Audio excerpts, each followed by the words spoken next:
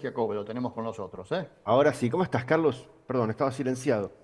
Qué Muy gusto bien. verte. No, no, no te queremos silenciado. Lo último que queremos es que vos te silencies. Para lo que tengo para decir, Carlos. ¿Eh? Me Por imagino lo que que... algo tenés para decir. Pero, a ver, empecemos para no hacerte perder mucho tiempo. Empecemos por Alberto Fernández, porque vi un informe que hiciste sobre Alberto Fernández que me parece muy interesante. La gente dirá, ¿qué tiene que ver Alberto Fernández? Bueno, por el show que se montó a través de la figura de Alberto Fernández y su vida privada. Contanos, ¿qué pasó? Es exactamente al revés de lo que en todo caso se pregunta la gente. Alberto Fernández tiene mucho que ver con nosotros. Hice un video que subí a mis redes sociales, Carlos, para sintetizar la historia de Alberto, por lo menos la última parte de la historia de Alberto, ¿no? Eh, en, en nube de palabras, en ese ejercicio que nosotros hacemos, donde los encuestados nos describen a las personas en una sola palabra. Y eso tiene dos objetivos, digamos. Por un lado, utilizar a Alberto como una ventana para espiar dentro de la política, para analizar lo que pasa, para de alguna manera enterarnos todos, contarle a la gente también qué es lo que sucede ahí. Eh, pero más importante que eso, para utilizar a Alberto como un espejo para vernos a nosotros mismos, a los argentinos, ¿no? Para analizar nuestro propio comportamiento. ¿Por qué?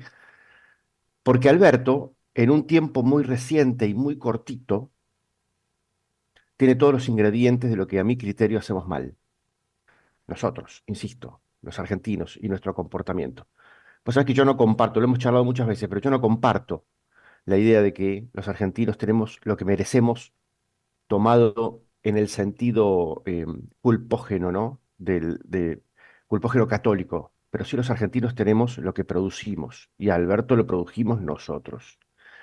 Alberto era un tipo que estaba paseando el perro por Puerto Madero, Carlos. Estaba en la intrascendencia absoluta, peleado con Cristina. Un día Cristina se le ocurre traerlo de vuelta a la política, le pide a su público que deje de estar enojado con él y que lo voten, y entonces obtiene el 48% de los votos. Y de nada, y de nada, pasa a tener 37 puntos de imagen positiva. ¿Ok? Y su público, el público de Cristina me refiero, eh, lo, lo cambia de casillero, sin ningún problema, con una volatilidad monstruosa. Gana las elecciones con 48% de los votos, que es mucho más que lo que sacó Milei. Es decir, estuvo en un balcón más alto que el que está Milei ahora, Carlos. ¿Ok? Donde Milei sacó 30 puntos y perdió en las generales, salió segundo. Alberto Fernández salió primero y ganó en primera vuelta. Estamos En hablando del mar, 2019. claro, estamos hablando del 2019. Para ese momento, en la nube de palabras, Alberto, ¿sabes qué significaba? Esperanza. Esperanza. Este hombre que estamos viendo ahora significaba esperanza. En marzo del 2020, pandemia que dispara en los argentinos un miedo que mueve mucho comportamiento, un miedo muy intrínseco, que es el miedo a la muerte, sube 20 puntos de imagen positiva y alcanza 68. Un año después, un año después, ya había caído 40 de esos 68 puntos, y viene la foto de Fabiola, que explica otros 20 puntos de caída. Es decir, no es la foto de Fabiola lo que volteó a Alberto, lo que volteó a Alberto es haber empujado a la gente más allá de la frontera de dolor tolerable. Alberto termina la gestión, Carlos, con 8 puntos de imagen positiva, tuvo 68, terminó con 8. Ahora mide 3. Y la opinión pública cree que es un estúpido. Básicamente hay un sinfín de palabras que lo describen en esa nube de palabras, pero básicamente creen que es un estúpido y un corrupto. Entonces, Alberto es la síntesis de lo que nos viene pasando, yo creo, hace 200 años, si no contamos los 300 años de virreinato del Río de la Plata, que es que idealizamos a cualquier pelotudo, después lo desidealizamos y después nos hacemos los tarados al respecto de lo que pasó. Y estamos siempre en una posición llorona y de víctima respecto de que nos cagan, nos cagan, nos cagan, nos cagan, y nunca somos responsables de nada. Yo insisto, los políticos son culpables de las cosas que pasan, son culpables de haber convertido un país de 75% de clase media en 60% de pobres, sí.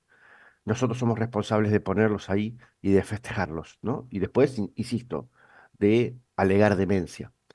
Y en el alegar demencia, para un ser humano, para cualquier ser humano, para cualquier grupo de humanos, que le toca una vivencia, en el alegar demencia está el no aprendizaje. A vos te puede pasar una desgracia. Vos te podés equivocar. Si asumís tu rol dentro de esa situación, aprendés, Carlos. Si lo ajenizás, entonces no aprendes nada. Y así estamos hace mucho tiempo. ¿Por qué lo digo? Porque así como Alberto significaba esperanza en algún momento, para 7 de cada 10 argentinos, Milei hoy significa esperanza para una parte grande de la población. Macri significó esperanza para una parte enorme de la población. Cristina también, y así sucesivamente. Fíjate cómo construimos y después destruimos los escenarios. En algún momento tenemos que usar lo que hacemos como espejo para ver nuestro propio comportamiento, Carlos. Hacia Ahora, eso Jorge, es donde Jorge, nos movemos. construimos, de alguna manera coincido, porque en definitiva surgen de esta sociedad que los termina votando y apoyando y llevándolos ahí al reinado. Y Pero festejándolos. destruimos nosotros también como sociedad. Sí, absolutamente. Absolutamente. Los presidentes entran en desgracia no cuando pierden votaciones en el Congreso. Los presidentes no dependen de la cantidad de diputados y de senadores que tengan. eh, tampoco entran en desgracia cuando los gobernadores le dan o no le dan bolas y convocan a una reunión. Tampoco tiene demasiado que ver con el precio de la soja, con los commodities, con la guerra en Ucrania, con los factores externos que siempre son incontrolables. En definitiva, los presidentes en Argentina van y vienen dependiendo de si tienen o no tienen permiso social.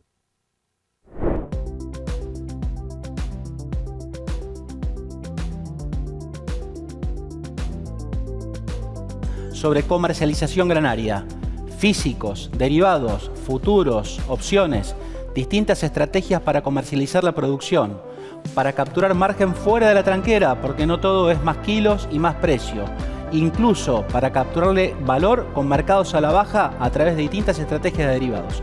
Los esperamos a todos.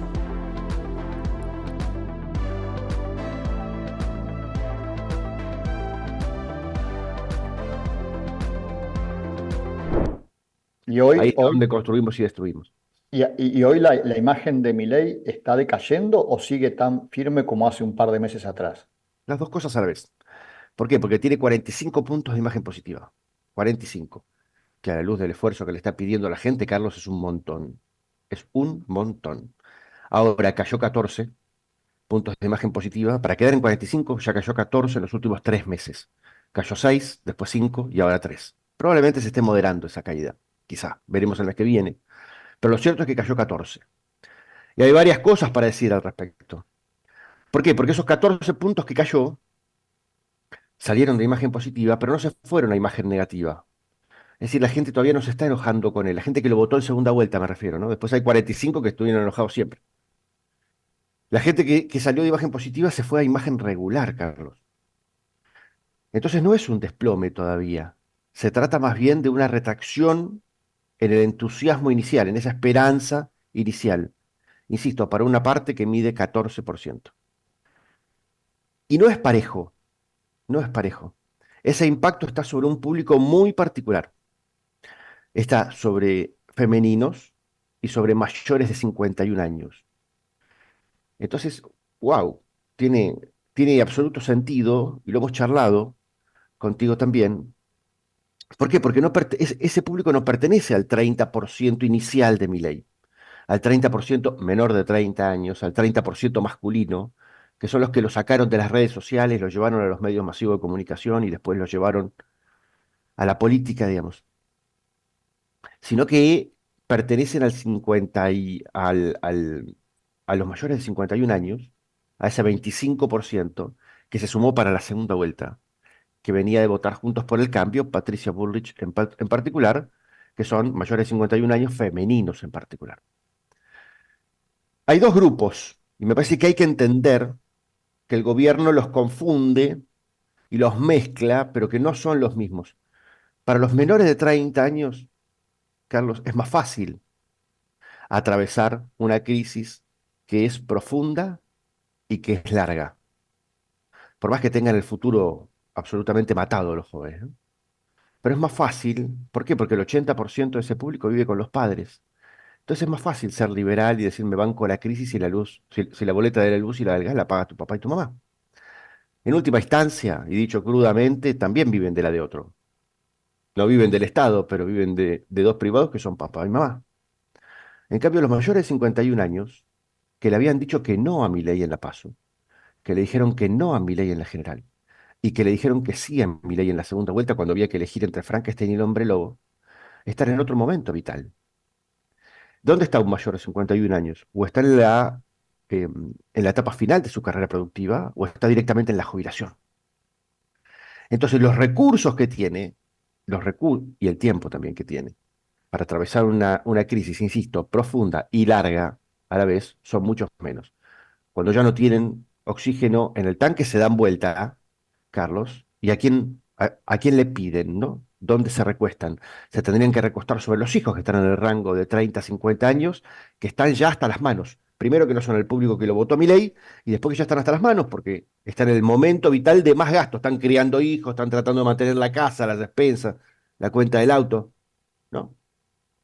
Entonces El hecho, es lógico que el descascaramiento venga de ahí, Carlos. el Dale, hecho de no, perdón. el hecho de no tener una oposición visible o sólida le sigue dando tiempo. Sí, le da tiempo.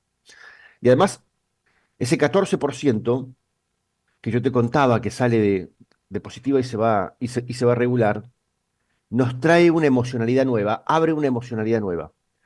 Hasta ahora, de diciembre hasta acá, tuvimos básicamente una dominancia entre el público esperanzado, es decir, con la creencia de que esto puede funcionar bien, de que el esfuerzo tiene sentido, es duro y tremendo, además no tiene ningún sentido, una posición muy depre, digamos.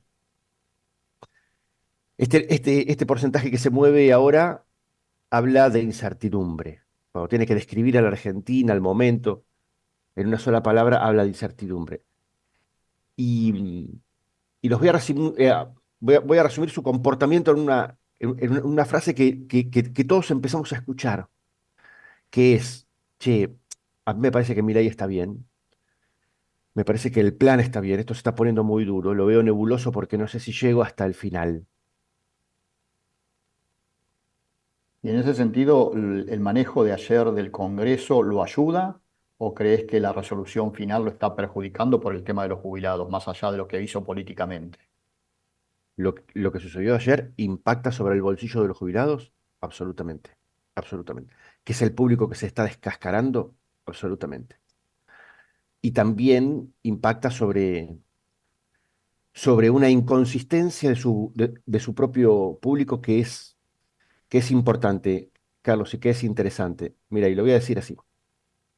Los votantes de Milei, el 55% de Milei, no solamente el 30% original, sino el 55% que lo termina votando en segunda vuelta, es sólido en términos emocionales, es sólido en términos emocionales y es un flan con crema en términos ideológicos. Es sólido emocionalmente, ¿por qué? Porque saben exactamente lo que están queriendo hacer. Quieren meter adentro de la política un caballo de Troya lleno de trotil y que vuele toda la mierda. ¿Por qué? Porque entienden que todos los que gobernaban hasta ahora son los hijos de puta que convirtieron un país del 75% de clase media en 60% de pobres que yo decía antes. Lo saben perfectamente, lo están produciendo y están bancando eso. Bien, ahora en términos ideológicos, desde hace mucho tiempo esa gente quería girar a la derecha o a la centro derecha, quería un Estado más chico, pero siempre que el dolor sea de otro. Y acá está la inconsistencia. En el mismo momento, noviembre del 22, Carlos, que yo empecé a publicar datos respecto de ese giro de la gente hacia Estado más chico y centro derecha o derecha, también en ese momento la misma gente que me contestaba eso me decía en un 65% que no quería que le toquen la edad jubilatoria. En vez de jubilarnos a los 60 o a los 65, preguntaba yo, ¿te querés jubilar a los 70 para sanear el sistema previsional? Ni en pedo. Ah, mira. Che, ¿y estás dispuesto a pagar más impuestos y más servicios? No, ni en pedo. Ah. Y los 4 millones de jubilaciones que, que se otorgan. Es decir, lo que el presidente considera que es 55% de la opinión pública con una solidez liberal ideológica, en realidad no es así. Es la misma gente pretendiendo que alguien sanee un poco las cosas, que haga arrancar la economía, que mate la inflación, pero no me toques al abuelo que tengo en mi casa. Ni tampoco me rompas la cabeza con los impuestos. Ni tampoco toques aerolíneas, ni tampoco toques. YPF, esas banderas que en la incoherencia, digamos, en la incoherencia siguen siendo importantes para los argentinos, o la educación, ¿no? En este esquema que estás contando, quién le es más útil a Milei? ¿Cristina o Mauricio? Cristina, absolutamente Cristina. Cristina es un rival importante para Milei, porque, primero porque es un rival de talla, porque es la otra parte de un par de opuestos, que es importante para configurar la identidad, y también porque Cristina no tiene futuro.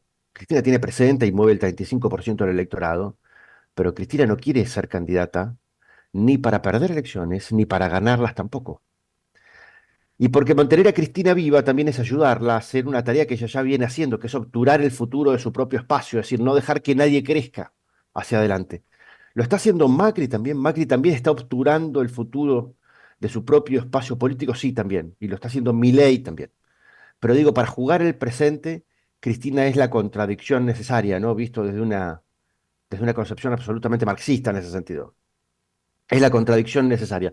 Ese 14% del que hablábamos antes todavía te dice, che, para mí se está poniendo muy largo esto, se está poniendo muy largo, lo estoy viendo nebuloso, no sé si llego, pero cuando miro para atrás, cuando me empiezo a cansar de mi ley y miro para atrás, digo, hay que bancarlo un poquito más. Esto es lo que dicen, te diría casi textual. Entonces, eh, eh, si esa gente, si ese 55% que votó a Milei en la segunda vuelta es fóbico a Cristina, a Milei le viene bien traer la fobia al presente todo el tiempo.